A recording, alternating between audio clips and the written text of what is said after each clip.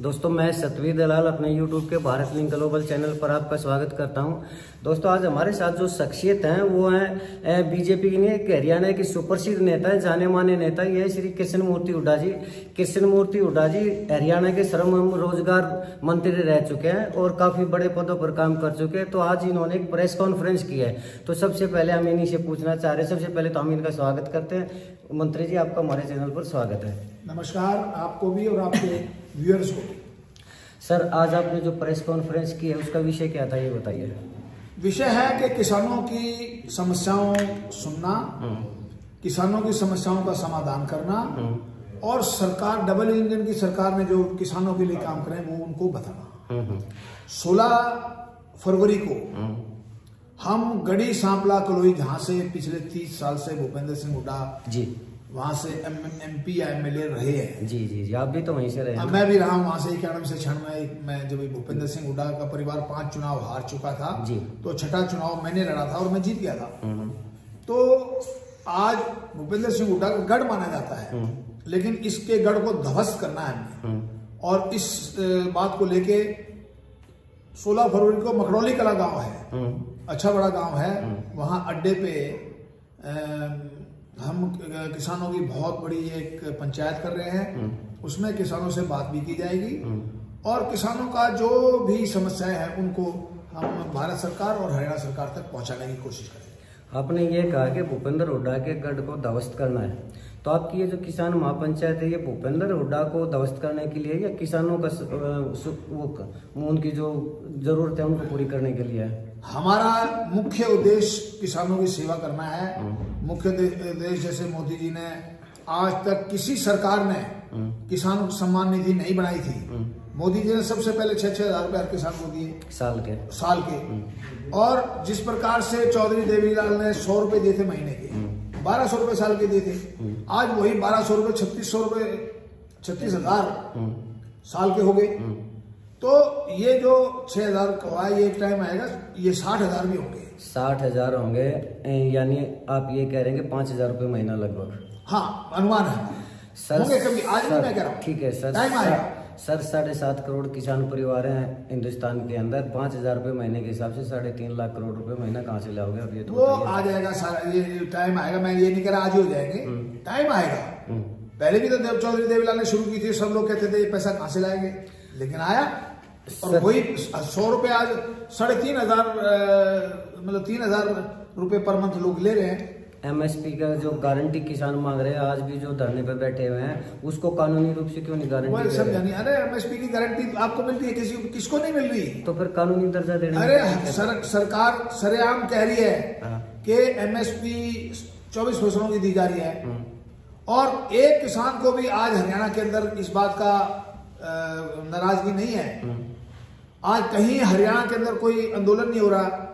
तमाम किसान हमारे मुख्यमंत्री को, नायब सिंह सैनी जी को समर्थन दे रहे हैं, उनको अच्छा चीफ मिनिस्टर मान रहे हैं। वो दिन रात किसानों की सेवा में लगे रहते हैं और किसानों की बात सुनते हैं। आपकी पार्टी के एक नेता किसानों को तो आतंकवादी बोलते हैं। नहीं, वो किसी ने कह दिया होगा तो गलत कहा है, मैं उस बात के खिलाफ हूँ। अच्छा। अगर किसी ने भी कहा है जो ABC है, किसानों को आतंकवादी कोई कहता है तो गलत है। मैं किसान का बेटा हूँ। मेरे दादाजी उन्होंने किसानी की हुई है। किसानों की सबसे बड़ी मांग आज तक रही है स्वामीनाथन आयोग की सिफारिशों को लागू करने की। आपकी सरकार के अंदर में 2014 से है, तो आज तक जब वो रिपोर्ट लागू नहीं कर पाई, तो आप कैसे कह सकते हैं कि आप किसानों 70-75% स्वामीनाथन कमीशन की रिपोर्ट को हरियाणा ने लागू किया है। हरियाणा के अंदर जब भूपेंद्र सिंह हुड्डा की सरकार थी, उन्होंने तो कुछ भी नहीं किया। वो रिपोर्ट आई थी, उसको एक तरफ बस्ते में फेंक दिया। और मनमोहन सिंह ने एक नई कमेटी बनाई जिसका हेड बनाया भूपेंद्र सिंह हुड्डा को, जिसका प्रकाश सिंह बादल पंजाब के चीफ मिनिस्टर होते थे, वो मेंबर थे। और जो बिहार के चीफ मिनिस्टर थे नीतीश कुमार, वो मेंबर थे। लेकिन उस रिपोर्ट को लागू नहीं कर पाए। तो भारतीय जनता पार्टी ने तो बहुत किया किसानों के लिए, कांग्रेस ने किसानों के लिए कुछ भी नहीं किया था। चलिए कांग्रेस अगर किसानों के लिए करती तो बार-बार चुनाव, कांग्रेस की हालत क्या है? मान लिया।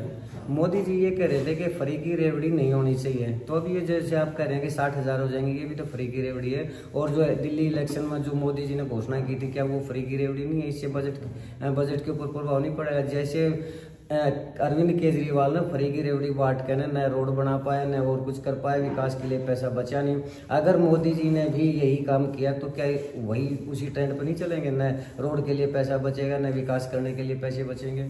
हम दिल्ली में दिल्ली के रोड भी बनाएंगे और जो हमने घोषणा की है वो घोषणाएं भी पूरी करेंगे और जिनको आप रेवड़िया करें वो रेवड़िया में बांटेंगे।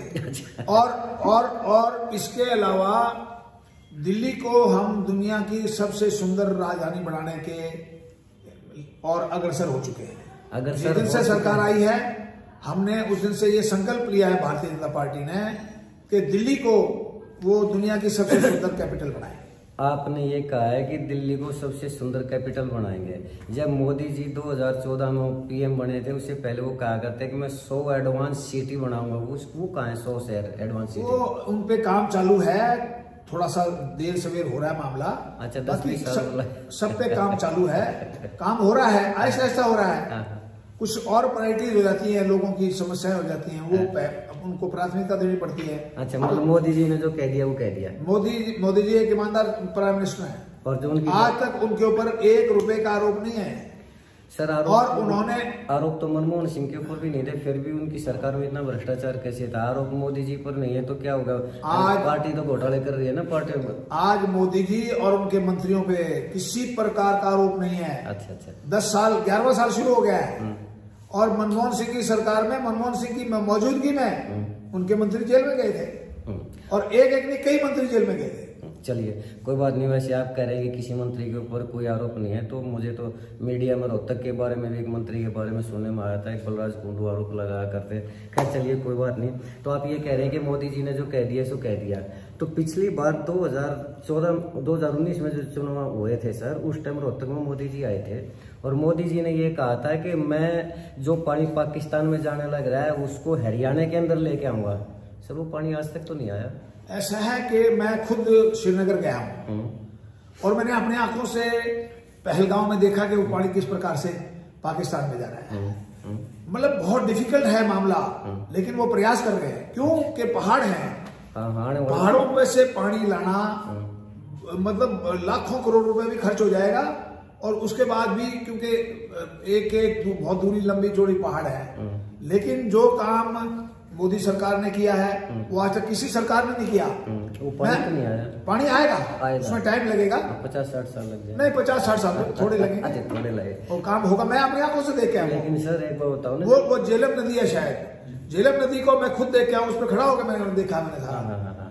और मैं अभी मुंबई गया था, आप हैरान हो जाएंगे कि नितिन गडकरी जी ने समुद्र के अंदर सुरंग बना के जो वहां कारें 100 की स्पीड से चल रही है, जो सफर 1.5 घंटे का होता था वो 30 मिनट 40 मिनट का सफर रह गया मुंबई के अंदर। चलिए तो इतना बढ़िया काम इस सरकार ने किया है। चलिए आपकी प्रेस कॉन्फ्रेंस पे आते हैं सर। और क्या एजेंडा है आपकी प्रेस कॉन्फ्रेंस? हमारा मेन एजेंडा है कि यहाँ पार्टी किसानों की और सरकार भारतीय जनता पार्टी में थोड़ी सी दूरी हो गई थी।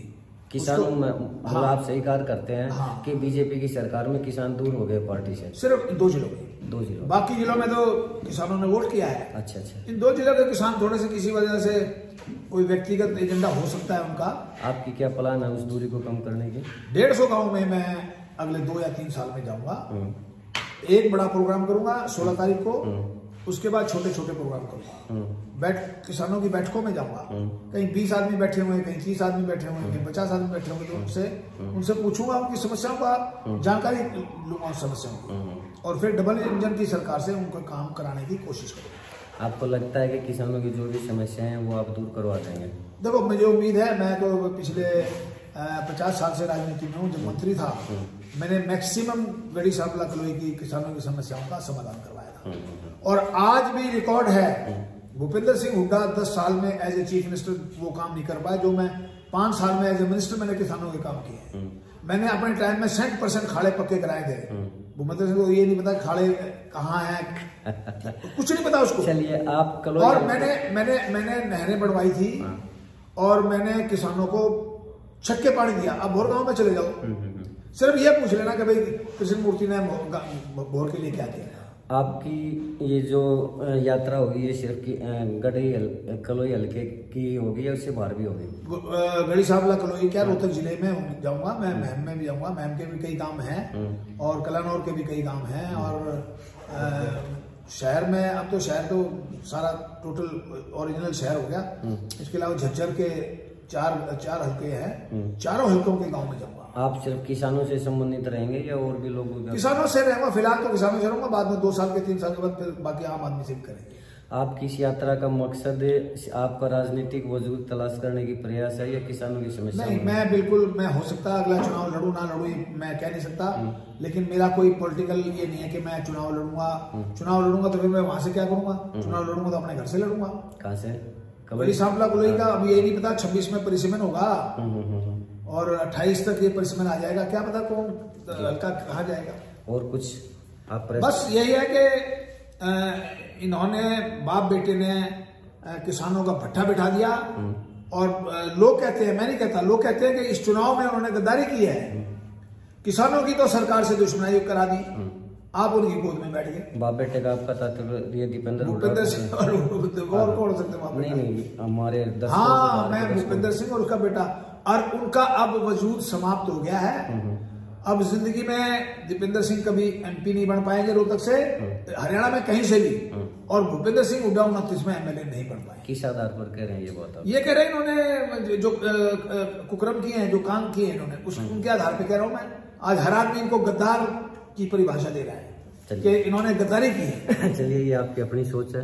तो दोस्तों, ये थे कृष्ण मूर्ति हुड्डा जी, जिन्होंने कलोई हल्के के बारे में जो 16 फरवरी से जो अपनी यात्रा प्रारंभ करने जा रहे हैं किसानों के विकास के लिए, किसानों की समस्याओं को दूर करने के लिए, तो आज इनकी एक प्रेस कॉन्फ्रेंस थी और उसका आधार ये था। तो हमें उम्मीद है कि आपको कृष्ण मूर्ति जी के ये विचार पसंद आए होंगे, खासकर कलोई हल्के के जो लोग हैं उनको भी इनके जो प्रयास हैं उनको भी हमें उम्मीद है कि इनके प्रयासों को समर्थन मिलेगा और जो भी इनके विचार हैं अच्छे विचार है और अच्छा प्रयास है इनका, तो इनके वास्तव में इनके प्रयासों की सराहना करनी चाहिए। बस आज के लिए इतना ही। अगर आपको हमारा ये वीडियो पसंद आया तो आप इसको लाइक करें, शेयर करें, दोस्तों हमारे इस चैनल को सब्सक्राइब जरूर करें। इसके साथ ही कृष्ण मूर्ति हुड्डा जी का भी बहुत बहुत धन्यवाद और आपका भी बहुत बहुत धन्यवाद। नमस्कार। नमस्कार। जय हिंद, जय भारत।